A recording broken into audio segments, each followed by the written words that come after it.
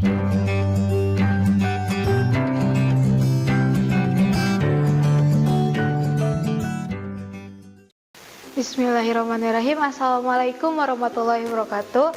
Halo, bertemu lagi dengan saya Sisi Soraya di mata pelajaran IPS kelas 9 bab 4 tentang Indonesia dari masa kemerdekaan hingga masa reformasi.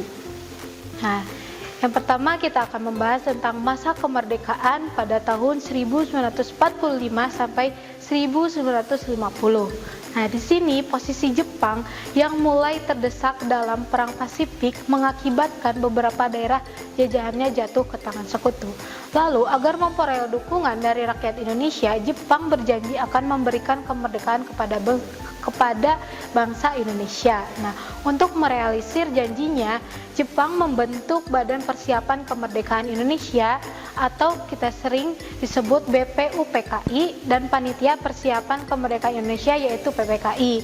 Nah, BPUPKI ini dibentuk pada tanggal 1 Maret 1945, sedangkan PPKI tanggal 17 Agustus 1945.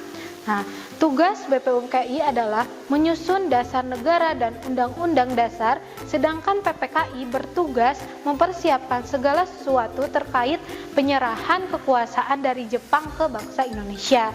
Namun, sebelum Jepang menyerahkan kekuasaan kepada bangsa Indonesia, pada tanggal 14 Agustus 1945, Jepang telah menyerah kepada sekutu, sehingga para pemuda mendesak kepada Soekarno dan Hatta untuk segera memproklamasikan kemerdekaan Indonesia. Akhirnya pada tanggal 17 Agustus 1945 diproklamirkanlah kemerdekaan Indonesia.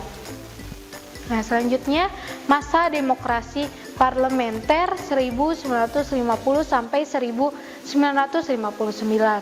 Masa demokrasi parlementer adalah masa di mana pemerintah Indonesia menggunakan Undang-Undang Dasar Sementara 1950 sebagai undang-undang negara. Nah, sistem demokrasi parlementer sering disebut pula dengan demokrasi liberal karena sistem politik dan ekonomi pada waktu itu menggunakan prinsip-prinsip liberal. Nah, lalu kabinet disusun menurut perimbangan kekuatan partai di parlemen. Nah, dalam sistem parlementer, parlemen sangat berkuasa sedangkan presiden hanya sebagai lambang pemersatu saja. Nah, kedudukan presiden sebagai kepala negara sedangkan kepala pemerintahnya adalah dijabat oleh Perdana Menteri. Nah, selanjutnya sistem kabinet yang digunakan adalah Jaken Kabinet. Nah, artinya kabinet di mana para menterinya dipilih dari tokoh-tokoh yang ahli pada bidangnya tanpa melihat latar belakang partainya.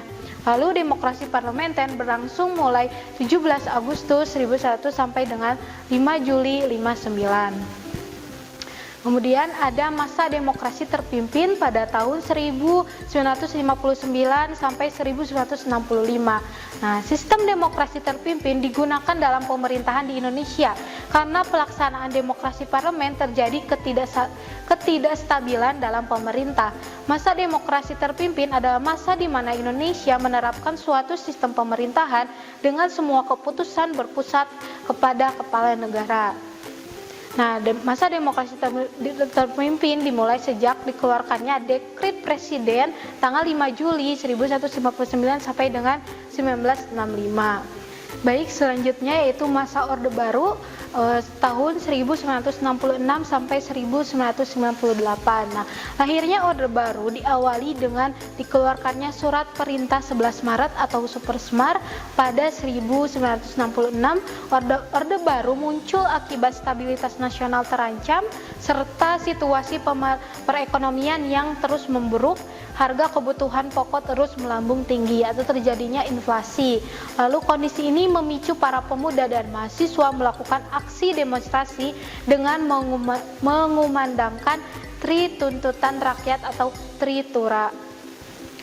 Lalu ke masa reformasi 1988 hingga sekarang. Nah, reformasi merupakan suatu gerakan yang menghendaki adanya perubahan kehidupan masyarakat, berbangsa, bernegara ke arah yang lebih baik. Seperti halnya munculnya Orde Baru, masa reformasi dilatar belakangi dengan adanya krismon atau krisis ekonomi yang melanda beberapa negara termasuk di Indonesia. Nah, keadaan ini diperparah atau diperburuk dengan terkuaknya praktik korupsi, kolusi, dan nepotisme atau KKN di kalangan pejabat pemerintah. Lalu dampak dari situasi ini adalah terjadinya demonstrasi oleh para mahasiswa yang menuntut penurunan harga sembako, penghapusan monopoli, dan juga KKN. Bahkan para mahasiswa juga menuntut Presiden Soeharto turun dari jabatannya. Akhirnya pada tanggal 21 Mei Presiden Soeharto mengundurkan diri dan menyerahkan jabatan ke presiden kepada wakil yaitu B.J. Habibie.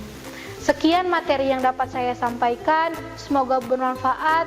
Wassalamualaikum warahmatullahi wabarakatuh. Kunjungi sosial media lainnya seperti website kami di pkbmalfata.com, Facebook PKB Malfata Mananjaya, Instagram PKB Malfata _official. Dan terima kasih telah klik video ini. Jangan lupa like, comment, share, and subscribe untuk menunjukkan dukungan kamu terhadap channel ini. Enjoy the video PKB Malfata.